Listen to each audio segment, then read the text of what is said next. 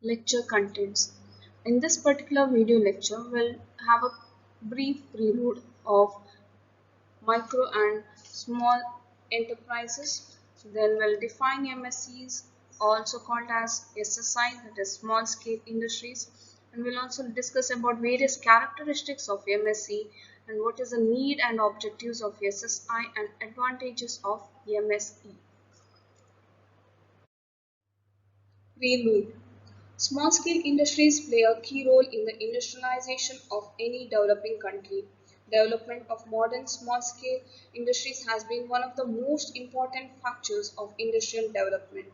After the independence, the government has been formulating various policies to develop or revive cottage and small-scale industries. The first official idea of small-scale industries was in terms of gross investment in land, building, plant and machinery, and number of workers engaged.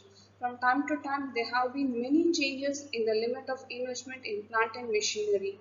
In the beginning, during 1955, for a small-scale industry, the ceiling limit for investment was Rs 5 lakh with less than 50 employees when using power, or less than 100 employees when power was not being used. Conventional definition includes cottage and handicraft industries that employ conventional labor-oriented methods to produce conventional products, mainly in rural areas. Some examples are handloom and handicrafts. The operational definition for policy purpose includes all the undertaking having an investment in fixed assets in plant and machinery, whether held on ownership terms or by lease or hire purchase, not exceeding Rs 60 lakhs. Ancillary units and tiny units also come under the scope of SSIs. National income accounting includes all manufacturing and processing activities, including maintenance and repair services, undertaken by both household and non-household small-scale manufacturing units not registered under Factories Act. A small-scale industry can be defined as a unit engaged in manufacturing, servicing, processing, and preservation of goods having investment in plant and machinery at an original cost not exceeding Rs 60 lakhs and Rs 75 lakhs for ancillary undertaking and Rs 5 lakhs for tiny sector. With effect from 1977, the government has raised the investment ceiling in plant and machinery for the small-scale sector to Rs 3 crore from the existing Rs 60 lakh. For ancillary units, it is increased to Rs 3 crore, and for tiny sectors, it is raised to 25 lakhs. Presently, the government has reduced the ceiling on investment in fixed assets and machinery for SSIs and ancillary units to Rs 1 crore. Classification of MSMED Act or Small Scale Industry. Under the Micro, Small and Medium Enterprises Development Act 2006, the earlier rather limited concept of industries has been widened to that of enterprises. Enterprises have been classified broadly into enterprises engaged in manufacturing or production of goods pertaining to any industries and enterprises engaged in providing or rendering of services. The diagram shows the new nomenclature and classification of MSMED Act 2006. Manufacturing enterprises have been defined in terms of investment in plant and machinery, excluding land and buildings, and further classified into micro or also called as tiny enterprises, where the investment is up to 25 lakhs, and small industries or enterprises where the investment is between 25 lakhs to 5 crores, and medium enterprises where the investment is between 5 crores and 10 crores. Service enterprises have been defined in terms of their investment in equipment excluding land and buildings, and further classified into micro enterprises where the investment is up to 10 lakhs, and small scale enterprises where the investment is between 10 lakhs to 2 crores, and the medium enterprises where the investment is between 2 crores to 5 crores. The table shows the investment limit on SSIs starting from the year 1950 up to 2007. Definition of MSE or SSI. In the Indian context, a small-scale enterprise is broadly defined in terms of the value of investment in plant and machinery. A small-scale enterprise is the one in which the investment in fixed assets in plant and machinery, whether held on ownership terms, on lease or on hire purchase, is above rupees 25 lakhs and up to rupees 5 crore, above rupees 10 lakhs and up to rupees 2 crore for service enterprises, subject to the condition that the unit is not owned, controlled or subsidiary of any other industrial undertaking. When calculating the value of plant and machinery, the original price thereof, irrespective of whether the plant and machinery are new or second-hand, shall be taken into account. In the case of imported machinery, the following shall be included in calculating the value, namely the import duty, which excludes miscellaneous expenses as transportation from the port to the site of the factory, demurrage paid at the port, and the shipping charges, custom clearance charges and sales tax. Ancillary industry undertaking. It is an industrial undertaking which is engaged or is proposed to be engaged in the manufacture or production of parts, components, sub-assemblies, tooling or intermediates, or the rendering of services, and undertaking supplies or renders or proposes to supply or render not less than 50% of its production or services, as the case may be, to one or more other industrial undertakings, and whose investment in fixed assets in plant and machinery, whether held on ownership terms or on lease or on hire purchase, does not exceed rupees 1 crore. Characteristics of SSI or MSE. The diagram depicts the various characteristics of SSI undertakings proposed by Verma and Singh in 2002. Here we have 8 characteristics of SSI. Characteristics of SSI or MSE. The first characteristic is production output in small quantities. By virtue of small plant capacity of SSI enterprises, the production output is very small. The second characteristic is small number of workers and employees. The small scale of operations in SSI requires a very small number of workers and employees. The third characteristic is lowest possible capital investment in plant and machinery. The investment in fixed assets in plant and machinery, whether held on ownership terms, on lease, or on hire purchase, does not exceed rupees 5 crore. The fourth characteristic is have longer gestation period and are easy to set up in rural and backward areas. Gestation period is the time taken to conceptualize and develop the enterprise before it starts generating business. In case of SSI, the gestation period is relatively lower than medium and large enterprises, which take much longer time in conceptualization and development. For this reason, SSIs are easy to set up in rural and backward areas where the resources are limited and the local market is very small. Thus, in such areas, SSIs can be quickly set up for generating employment and for utilizing local resources while addressing the needs of the local market with an innovative product or service. The fifth characteristic is the unit is not owned, controlled, or subsidiary of any other industrial undertaking. Where two or more industrial undertakings are set up by the same person as a proprietor, each of such industrial undertaking shall be considered to be controlled by other industrial undertaking or undertakings.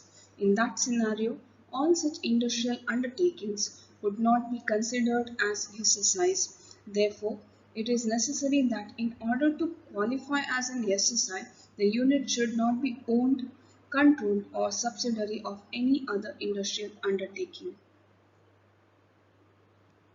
The sixth characteristic is generally utilize local resources and produce goods or services to meet local demand. The small scale of operations in SSI generally requires utilization of local resources to avoid transportation costs for sourcing the raw materials from distant locations. Similarly, the local markets are most easily accessible to the SSIs for selling their products and services at competitive prices. The seventh characteristic is usually present in the form of family business. SSIs are usually present in the form of family business, not only in India but also elsewhere in the world. The eighth characteristic is informal management style. Informal management style is prevalent in SSIs, whereby members of the family business, relatives, friends, and outside employees assume multiple roles as warranted by the small business from time to time. The work atmosphere is characterized by unity, harmony, love, and affection.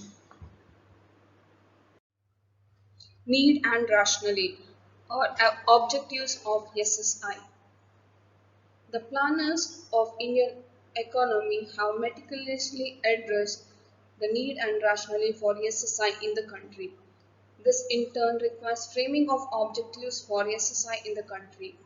Let us discuss these objectives of SSI pursued by the government which implicitly exemplify their need and rationale. The diagram depicts the objectives of SSI proposed by Verma and Singh in 2002. Let us discuss them briefly.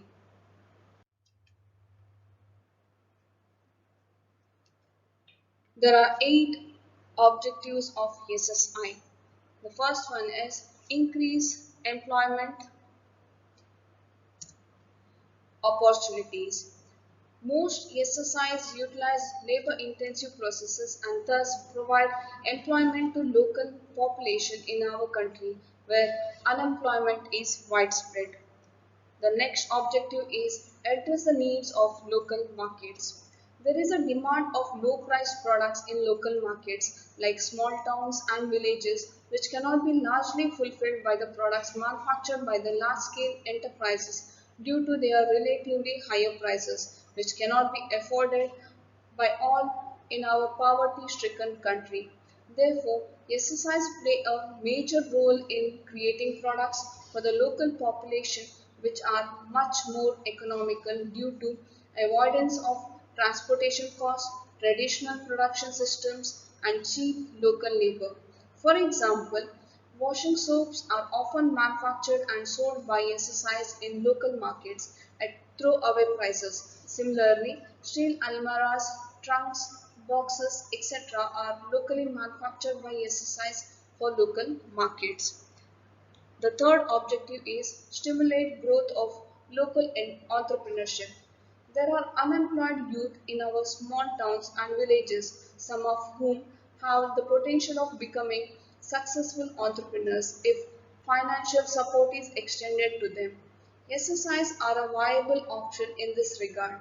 Prime Minister's Rozgar Yojana for employment generation calls for educated unemployed youth with family income up to rupees 40,000 per annum by granting them loans of up to rupees 1 lakh for self-employment, business or service projects. Subsidy is released as a grant by the government through the RBI to the participating banks for crediting to the account of beneficiary and adjusted against the repayment of last installment of loan by the beneficiary.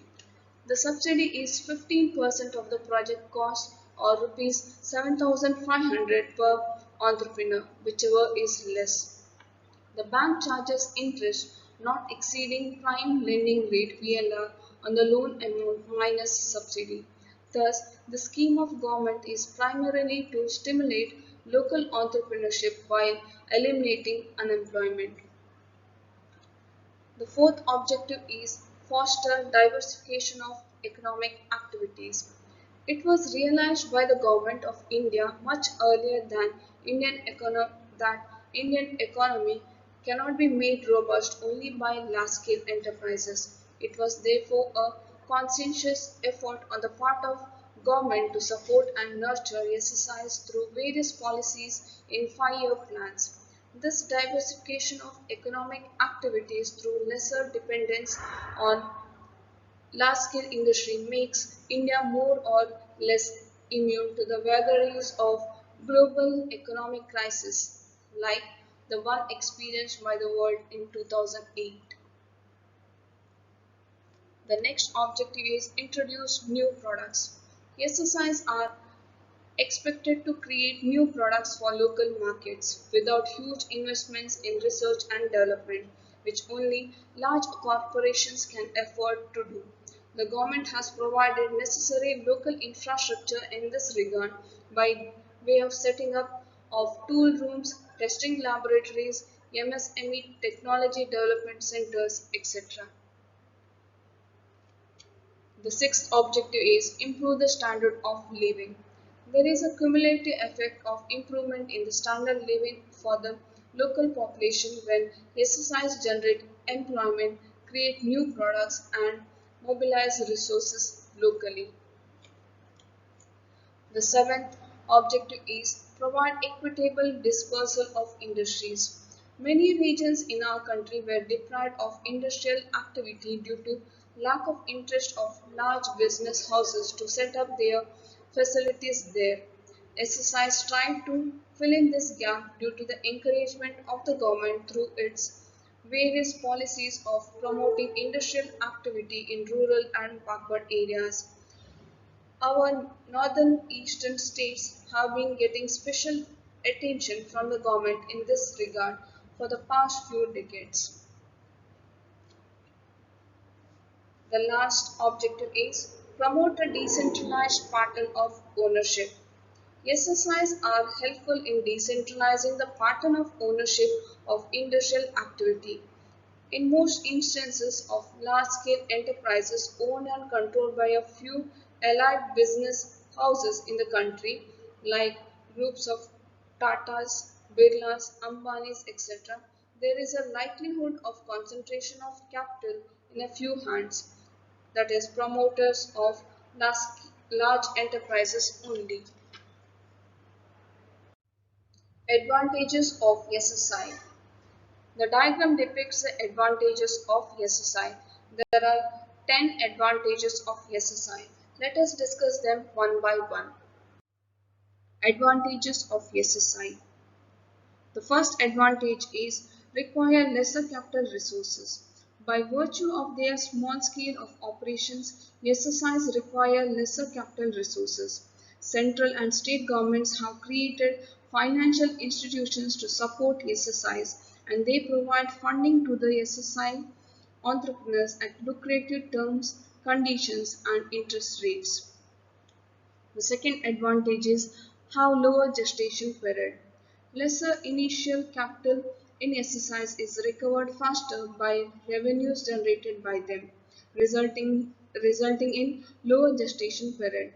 This is in contrast to medium and large scale enterprises, which have relatively much longer gestation period. The third advantage is provide local employment opportunities. Many of the SSIs are located in rural and backward areas with much lower capital investment for purchasing land, buildings, etc. The overall capital requirement is much lesser due to small scale of operations as well. Most SSIs have human intensive operations, thus generating employment for local people, particularly in rural and backward areas, at relatively small capital investment compared to large-scale enterprises. The employment intensity of the registered units indicates that an investment of rupees 0.72 lakh is required for creating one employment in MSME sector as against rupees 5.56 lakh in the large organized sector. The fourth advantage is attract subsidies from the government. The government takes a very supportive view of exercise by providing subsidies, incentives, tax exemptions, etc. This makes them have a competitive advantage against their large-scale rival enterprises. Earn valuable foreign exchange. Indian handicrafts and khadi garments are very popular in developed nations due to their exclusivity and low prices. Similarly, there are other unique products manufactured by SSIs which make them earn valuable foreign exchange for the country. The sixth advantage is enjoy privileges for exclusive manufacturing. Small-scale enterprises are protected by the government by imposing restrictions upon large-scale enterprises in manufacturing items identified for exclusive manufacture by SSIs. The next advantage of SSI is mobilize local resources. SSIs utilize the skills and talent of local population and also use local natural resources and raw materials in most instances. In the lack of exercise, these resources may remain unutilized or underutilized. The eighth advantage is help in shifting the concentration of industrial activity. By virtue of having better infrastructure and other facilities, big cities have been successful in attracting huge industrial investments. Smaller towns, villages, and backward areas, on the contrary, have been deprived of industrial activity. Government's intervention is promoting exercise in small towns, villages, and backward areas has helped in reducing this regional imbalance in industrial activity.